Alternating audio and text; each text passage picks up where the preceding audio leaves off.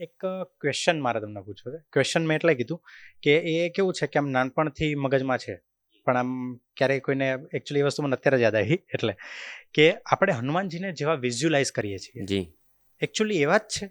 જો આપણે છે ને એવું પણ કહેવાય છે કે ખરેખર કોઈ વાનર જેવું હતું નહીં એમ. આપણે જોઈએ જ્યારે વાનર આપણો ઉત્ક્રાંતિવાદે એવું કહેવામાં આવે છે કે આપણે વાનરોમાંથી પરિવર્તિત થઈને પુરુષ થયા. તો મને એક સરળ ક્વેશ્ચન થાય છે, તો અત્યારના વાનર કેમ માનવ નથી બનતા?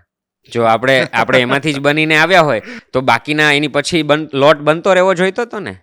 તો એ પ્રોડક્શન તો ફેરવાઈ ગયું. સો અગેન એ ક્વેશ્ચનેબલ છે, બટ હા, અલગ અલગ લોકો એને અલગ અલગ રીતે જોવે છે. જેમ કે આપણે હનુમાનજીને ગદા વગર જોઈ નથી શકતા. એવું પણ ઉદાહરણ છે કે હનુમાનજી પાસે ગદા તો હતી જ નહીં. એવું પણ અધ્યયન કહે છે કે એવી કોઈ વસ્તુ કે જે હનુમાનજી પાસે રાખતા હોય આવી ગદા સ્વરૂપે. પોતાના અધ્યયન, અનુભવ, સમય આધારિત લોકોએ કર્યું હોય. પણ હા, લોકોને જોવાની જે આદત છે, કેમ કે એક નોર્મલ લુક હોય. હવે તમે જો ગાલ પચોળા થાય તો આપણો ગાલ કેવા સોજી જાય. હવે તમે જે દેખાવ છો એના કરતાં તમે અલગ દેખાવા માંડશો. હવે વાર્તા એવી છે કે ભાઈ વજ્રનો પ્રહાર થાય હનુ ઉપર અને એ આડી થઈ જાય અથવા એ મિસપ્લેસ થઈ જાય છે, તેના લીધે આકાર એવો છે. હવે એ સમયમાં કઈ ટેકનોલોજી હતી? પથ્થર ઉપર તો કોતરણ થતું હતું ને એવા તો કયા સાધનો હતા? તો જે કોઈ પેલું ચિત્ર બનાવ્યું હશે, આવેલી વાર્તા જેવી છે, તમને હશે જ તે કે કોઈએ ભગવાનને ચાંદલો કર્યો. આપણે મૂર્તિ શું કામ પૂજીએ છીએ કંઈ ખબર જ નથી. બધા બસ મારા માતા પિતા કરતા હતા અથવા મારા ગુરુ કરે છે અથવા મને કહેવામાં આવ્યું છે. પણ કરવું જોઈએ એવું હું માનું છું, હું કરું છું. પણ શું કામ? એનો આન્સર નથી. પણ કોઈએ ભગવાનને તિલક કર્યું મૂર્તિને, પછી હાથ લૂછવા માટે અહીંયા પાન પડ્યું હતું ને તો ત્યાં હાથ સાફ કરી નાખ્યો અને પાન ત્યાં જ હતું. એટલે પાછળ જે આવ્યું ને એને ભગવાનને તિલક કર્યું ને પાનને તિલક કર્યું.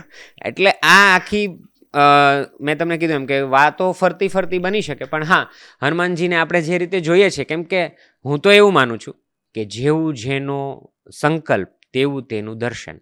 એટલે તમે જેને જે રીતે દર્શન કરવામાં, કેમ કે ભગવાનને તમે એવું માન્યું છે કે ભગવાન આ જ છે.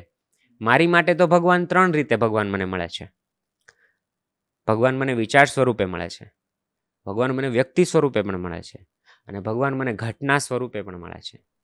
જીવનમાં આવતા દુઃખ, પીડા જે અસહ્ય લાગતા હોય તે પણ એક ઈશ્વરની જ હાજરી છે, પણ એ ત્યારે નથી અનુભવાતી, એક સમયાંતરે અનુભવાતી હોય છે. એટલે એનો કોઈ હું એવું નહીં કહું કે એનું વાનરવાળું, હા મને તો એ જ પ્રિય છે એટલે હું તો એમને જ વિઝ્યુલાઇઝ કરું છું. બટ આપણે સગુણને જોવા માટે આદિ છીએ.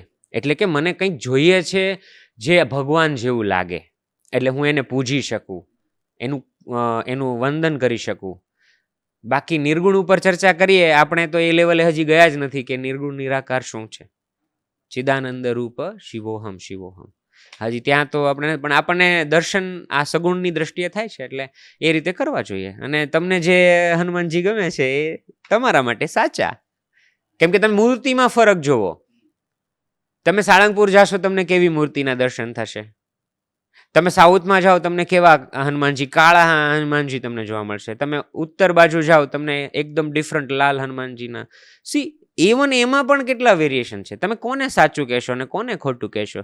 એ તમારું સત્ય છે, એ મારું સત્ય છે, અને સત્ય કંઈક અલગ પણ હોઈ શકે. રામાયણની સ્ટોરીની અંદર આપણે ઘણા બધા કેરેક્ટર એવા જોઈએ છીએ. જેમ કે હું તમને કહું કે જટાયુ, કે એનું ઇમેજિનેશન જ એવું છે કે એક મોટું પક્ષી, બરાબર, પછી જાંબુવન કે જે બી વિશાળ છે, બરાબર. તો આવા બધા છે. પણ આમ એકચ્યુઅલી એક એંગલે વિચારવા જઈએ ને તો સાચું બી લાગે છે. હું તમને મારો એક એંગલ કહું કે ઇન્દ્ર પાસે જે હાથી હતો એનું નામ હતું ઐરાવત, કે એને ઘણા બધા મુખ હતા અને બહુ જાયન્ટ હતો અને વ્હાઇટ કલરનો હાથી હતો. પછી આપણે ઘણા એવા બી હાથી જોઈએ છે કે જે 200 વર્ષ પહેલા લુપ્ત થઈ ગયા અને એની બી પ્રજાતિ બહુ મોટી સાઇઝની હતી. અત્યારે હાથી આપણે જે જોઈએ છીએ, હા, એ નોર્મલ, બરોબર. પછી એટલે એને આપણે આઈ થિંક એને મેગાફોના કહેવાય, કે જે મોટા પ્રાણીઓ, જેમાં અત્યારે લાઈવ એક્ઝામ્પલ છે બ્લુ વ્હેલ, કે એવા પ્રાણીઓ કે લુપ્ત થતા જાય છે, કે જેમ ડાયનાસોર છે લુપ્ત થઈ ગયું છે.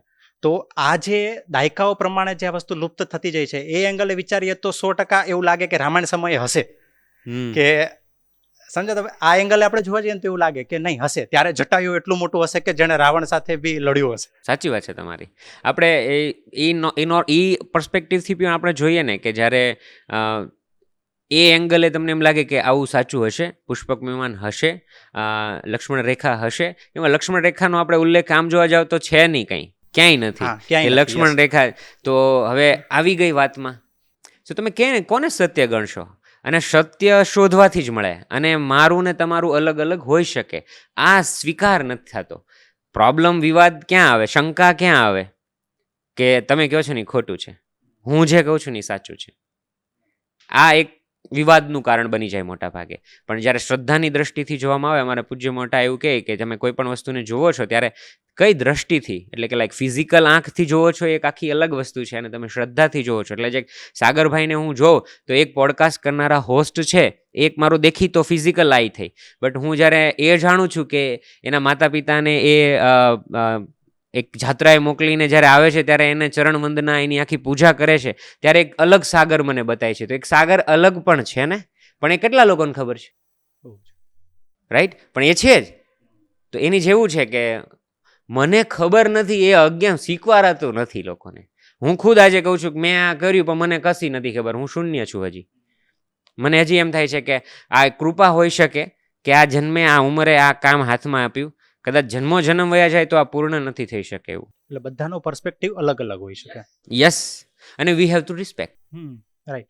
એવું કહી જ ના શકાય ભાઈ નથી હનુમાનજી, એ ખોટું છે, કોઈ એવું કહે છે તો તમે એક લેવલ સુધી તેની સાથે સમજાવવાની કોશિશ કરી શકો, તર્ક કરી શકો. And if you have a good enough logic, then I am sure કે સામેવાળો જ્યારે સત્વગુણી અથવા તમોગુણી પણ હોય ને તો એ સ્વીકારી શકે. રજોગુણી અઘરું છે.